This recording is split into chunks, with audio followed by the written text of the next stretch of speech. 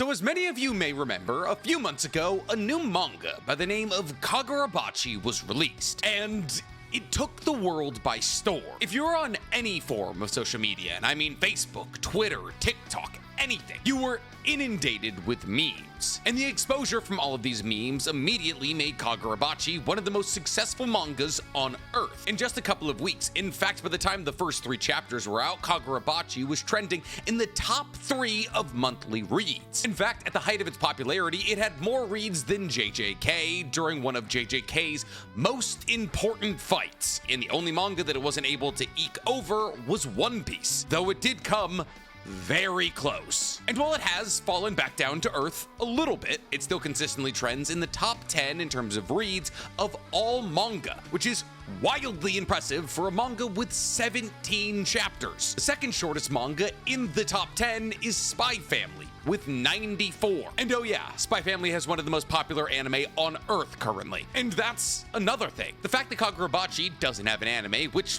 makes sense, obviously there isn't enough manga to adapt into an anime, should stunt comparatively to all the other manga in the top 10 its growth and popularity. And yet it still remains incredibly relevant, even trending over popular manga with anime on the way, like Kaiju number 8, Dadan, and Sakamoto Days, all of which that are well-established, well-written, and incredibly entertaining mangas with huge fan bases. But Nick, we all know this. Why are we talking about it now? Well, with the conclusion of Chapter 17 that came out a couple of days ago, it appears as though Kagurabachi has either completed its first arc or is going to complete its first arc next chapter. And therefore, I figured this would be a perfect time to go over everything that we've gotten from Kagurabachi thus far, aka the first arc, and tell you where I stand with the manga. That is to say that I want to go over what we've seen thus far in Kagurabachi and tell you as to whether or not it's worth the read. Because today we're talking, is Kagurabachi actually good? But before we get to talking about anything, guys, please, for me,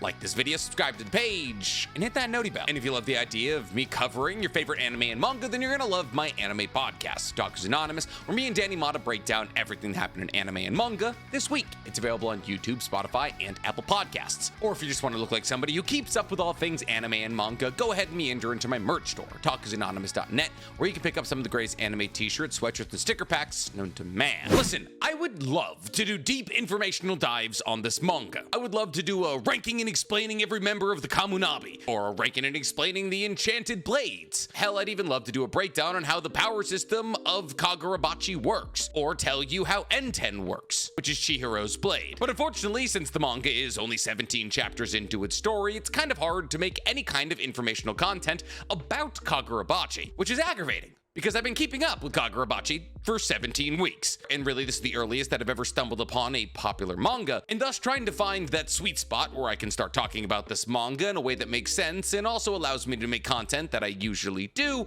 has been kind of an uphill battle. And thus, really, the first thing that I've gleaned that I can talk about from Kagurabachi is the fact that its first arc is now presumably over. And therefore, you and I can talk about what happened in this arc, what we learned about the universe, and if this arc was enough to keep me, and presumably you, reading. So let's start today's video off in the way that we tend to start these kinds of videos off, at the beginning. See, this arc starts in a rather formulaic way, and in fact, pretty much everything about Kagurabachi is formulaic. And I think the establishing of this formula so early on into Kagurabachi's story was either massively comforting or massively off-putting for those picking up the story. And there was really no in-between reaction. Because here's the thing, Kagurabachi really doesn't do anything that breaks outside of the stereotypical shonen mold. It's a story about a boy who grows up in a world in the aftermath of a massive magic-based war, with his father, who's a swordsmith of legendary renown because the 6 enchanted blades he made won his country the magical war. Now, the reason these blades were able to win the war is because the power of these enchanted blades far surpassed anything that a standard sorcerer could even dream of conjuring. And thus, since the country that Chihiro's father lived in had access to these 6 blades and therefore had access to essentially weapons of mass destruction, they were able to quickly and efficiently win the war, which made Chihiro's father legendarily famous. And thus, in chapter 1, our main character Chihiro is being raised by his father, and just his father, and being taught the craft of swordsmithing, with hopes that one day Chihiro himself would be able to make something like an enchanted blade. That is, of course, until his father is murdered and the 6 enchanted blades that they had kept in their workshop are stolen. And thus, the plot of the manga is to find those responsible for Chihiro's father's death and to recover the 6 stolen blades, all while using the 7th and final blade that Chihiro's father ever created, N10, a sword that he made specifically for Chihiro. And now, if that sounds like an amalgamation of every samurai-adjacent revenge storyline you've ever heard, that's because it kind of is. But that's not necessarily a bad thing. Tons of stories follow well-laid templates, but only stories that follow those templates well succeed. In fact, finding success as a storyteller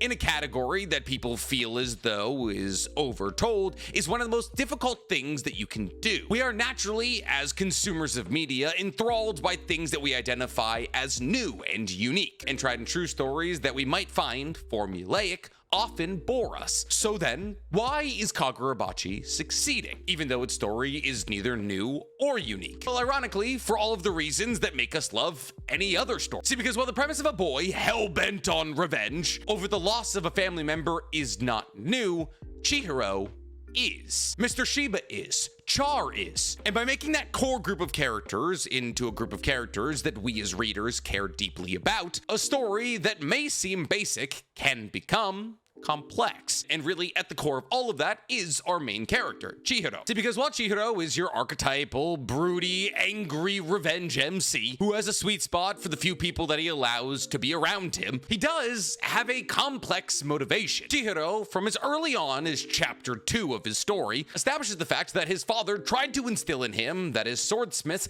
they need to come to peace with the fact that the things that they create can be used to kill people. And that goes doubly true when you consider the fact that the things that they were making were enough to win entire wars. And if their swords ended up in the hands of the wrong people, they could be used to accomplish horrific things. And thus, Chihiro's main motivation outside of avenging his father is also making sure that his father's legacy is never tarnished by evil people or simply just people who don't abide by Chihiro's set of morals getting their hands on Chihiro's father's masterpieces. But alongside the development of Chihiro as a character and his motivations, we're also served to the development of the world in which he lives. And while the bad guys of the universe, the Hisaku, could be boiled down to either the Yakuza or the Illuminati, depending on who you ask, it's revealed that they're an underground network of incredibly powerful sorcerers, who are not only responsible for Chihiro's father's death and the theft of his swords, but also may have their fingers in a whole lot more than just that. As when Mr. Shiba and Chihiro finally meet Char, a girl claiming to have information on the enchanted blades, Chihiro and Mr. Shiba come to the realization that she was taken by a person by the name of Sojo, a prominent arms dealer in Tokyo who may be funded by the Hisaku. And thus, not only are we developing the evil of the Hisaku, but also we're introducing the character who will serve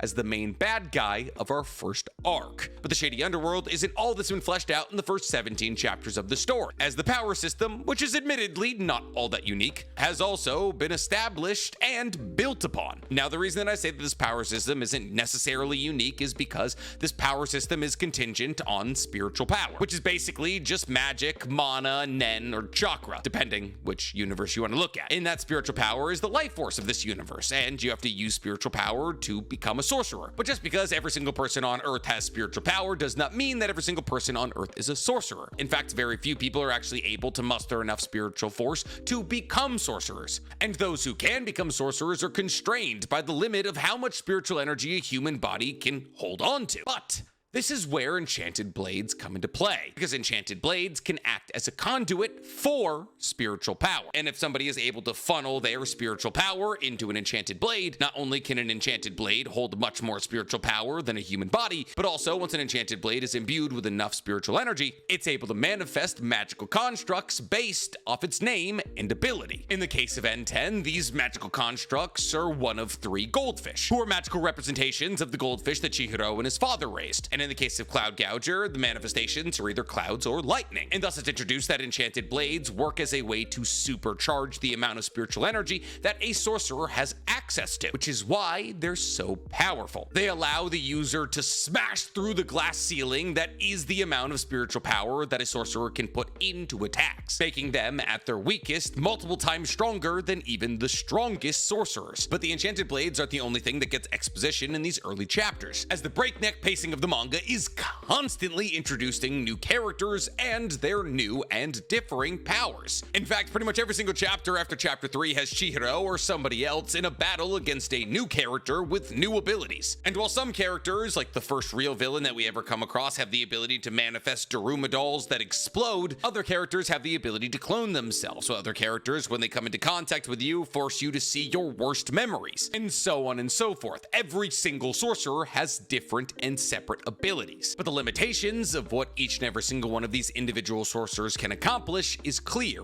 and apparent. And time again, the terror that is the power that's granted to somebody with an enchanted blade shines through, as it should. I mean, these are weapons that manage to win a magical war. But what I believe that Kagurabachi does so well is that whether or not the enchanted blade is in the hands of a good guy like Chihiro or a bad guy like Sojo, its power is almighty. It's not weaker in the hands of Sojo or stronger in the hands of Chihiro. These enchanted blades are a living embodiment of the sentiment that Chihiro's father tried to beat into it, which was that these weapons of mass destruction will accomplish whatever the wielder wants them to accomplish. And whether or not that goal aligns with our morals as swordsmiths is unfortunately not up to us. And thus this manga opens a bit like John Wick 2, as Chihiro has to battle against waves and waves of mercenaries trying to kill him and acquire his sword, and to get their hands on the little girl that he's protecting, Char, who comes from an eradicated clan of people who have the ability to regenerate their wounds. However, a rumor went around that the consumption of the flesh of the people from this clan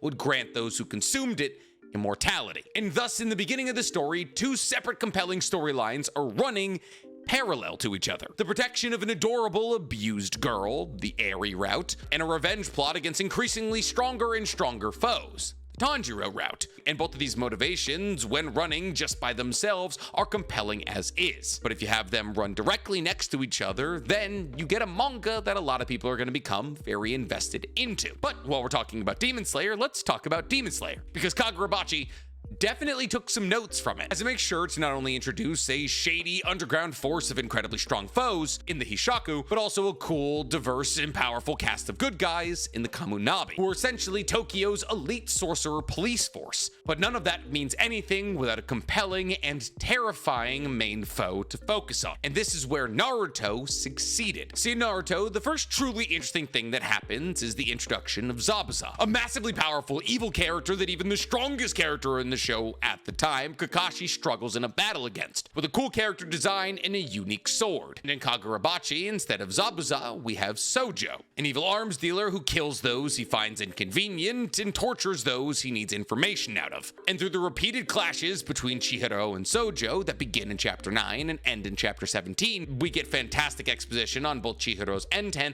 and Sojo's Cloud Gouger. And that exposition comes in the form of us seeing these two enchanted blade wielders grow as enchanted blade wielders, which truly culminates to its peak in chapter 17. See, when one first acquires an enchanted blade, they come with presumably 3 techniques, and this was the case for N10 like the other 6 blades up until chapter 16. See, N10 has 3 abilities, the first of which is Kuro, where Chihiro summons his black goldfish, which covers both his arm and his katana in a black liquid. This technique releases a flying slash that greatly increases the range of his katana, and the power of these slashes goes far beyond the power of a regular katana slash, being able to slice entire rooms filled with powerful guards in half. The second technique that comes with N10 is Akka, which has Chihiro summoning his red goldfish, which swims around Chihiro in order to block incoming attacks, and whatever is blocked by Akka is absorbed by it. And thus, once Chihiro says Akka, followed by the name of the attack that it absorbed, N10 fires back this attack in the direction of whatever direction Chihiro's katana is pointing. That is to say that this is essentially a reflectability that Chihiro is able to launch whenever he wants. Now, the third and final ability of of N10 is Nishiki, which has Chihiro summoning all 3 of his goldfish simultaneously, and they come together to become a cloak that he wears. This technique imbues every single one of Chihiro's punches, kicks, and slashes with high-density spiritual energy, which results in significantly more powerful attacks, as well as amplifying his speed and agility. But by chapter 16, he changes Nishiki into something entirely different. See, by the time that Chihiro limps into chapter 16, his body is banged and bruised, and thus the strain of cloaking his body in high-density spiritual energy and moving at a heightened pace and speed is just not something he can accomplish. And thus Chihiro in chapter 16 changes Nishiki from something that speeds up his body to something that aids the movement of his body, which lessens the physical load of combat. But this isn't the only augmentation that Chihiro makes to N10, as Chihiro also in chapter 16 learns Scatter, which is an extension of the technique Kuro. See, this technique uses the same amount of spiritual energy as a regular Kuro, but instead of using all of that spiritual energy in one slash, it trades in that ability to use multiple high density and less powerful slashes, which also lessens the physical load on Chihiro's body, as instead of swinging with full power and trying to send his slash as far as he can, Chihiro is able to swing easier, which is easier on his body. But he's still able to dole out massive damage with these slices, as he's able to launch 20 of these slices simultaneously, which allows for him to get close to the original cutting power of Kuro, all while being easier on his body. And all of these advancements in Chihiro's fighting technique come from him spending time fighting with the enchanted blade and concentrating on how to make these 3 individual moves work in separate situations, because technically he's still constrained to the 3 key moves of N10, but finding a new way to make those moves work in conjunction with each other or work for the physical condition of his body is how he gets stronger. And really at its core, I believe this is the true beauty of this manga, the adaptability of the in-universe powers. Even Sojo, who started off as a novice using Cloud Gouger, was eventually able to gain a level of mastery that allowed him to topple the Kamunabi, and the increased mastery of Sojo and Chihiro finally came to a head-to-head clash in chapter 17, where not only were we served to one of the cooler looking manga battles that I've seen in a while, but also got served to one of the more complexly motivated fights that I can remember. See, Sojo is obsessed with Chihiro's father, and Sojo has an idea in his head that Chihiro's father would want him to use Cloud Gouger in the way that he uses Cloud Gouger. That is to say, to wreak total and complete havoc on everybody he meets. And because Sojo is getting better with Cloud Gouger by killing innocent people and police officers and other sorcerers, he believes that this is a ringing post-mortem endorsement from Chihiro's father, who clearly built a sword that he's compatible with in order to accomplish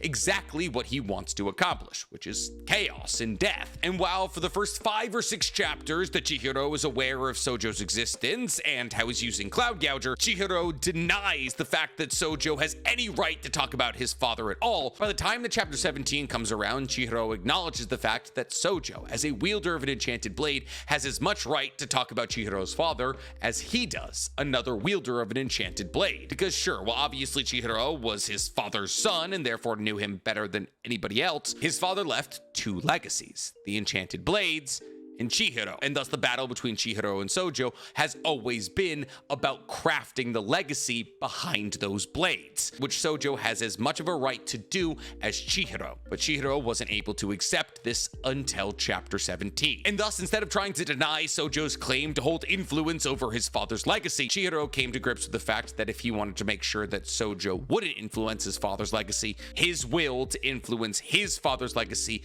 would have to be greater, and thus his power and his bloodlust would have to reach further than even that of Sojo's, which I think is a complex and difficult character development arc for a main character to go through in their first 17 chapters. And yet, I believe the Kagurabachi and Chihiro did it flawlessly. In fact, I would argue that this character development arc is similar to Yuji's character development arc, where he had to realize, instead of rejecting Mahito, that he had to accept Mahito's existence and make sure that he would out Mahito for the rest of time. That is to say that Yuji's I'm you moment to Mahito is very similar to what's going on with Chihiro in Kagurabachi, the acknowledgement of similarity to your arch enemy. But even beyond the scope of that acknowledgement, the main character makes a further acknowledgement that even though I may be like you, I will still destroy you in order to make sure that my side, my ideology, my life triumphs over yours. Tie that into the fact that Sojo had been torturing Char by cutting off pieces of her body to see if her cells could